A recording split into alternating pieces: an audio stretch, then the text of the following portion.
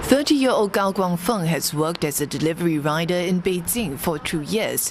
But during the recent Chinese New Year vacation, he made the choice to return to his family in Inner Mongolia for good, even if he has to settle for a lower income.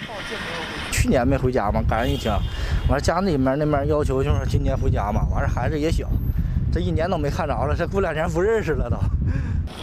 A resurgence of COVID-19 late last year in some northern parts of China prompted Beijing authorities to put in place some of the country's strictest restrictions for incoming travelers, just before the Chinese New Year travel rush and less than a month before the capital got ready to host its most important political meetings for the year.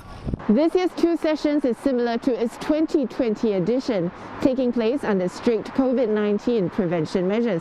For the media, journalists from overseas have not been allowed in to cover proceedings, and for those of us based here, access to meeting venues has been limited as well.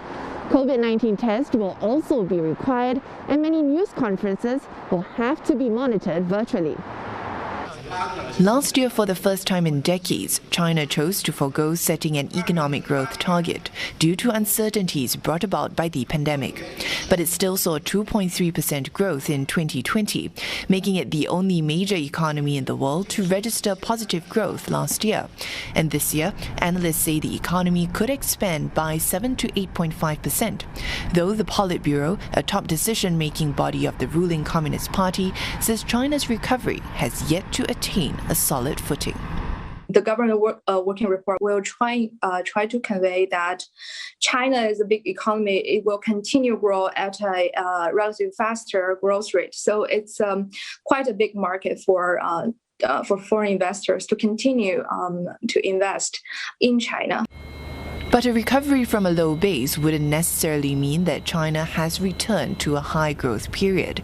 And that's why, beyond growth targets, observers will also be looking out for the country's plans for the future. A new 5-year plan will take effect from this year, and a 2035 vision has been outlined. Reports suggest a goal of the plan will be to achieve economic growth averaging around 5% per year. And China's new dual circulation strategy, depending more on its domestic market, is expected to figure strongly in the plan.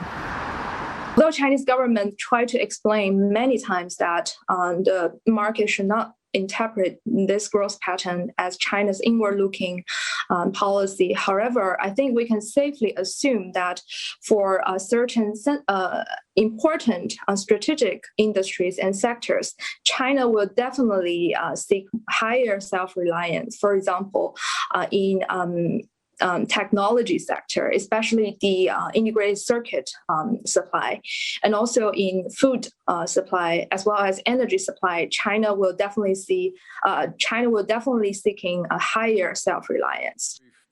This is the new U.S. administration under President Joe Biden has signaled continued pressure on China.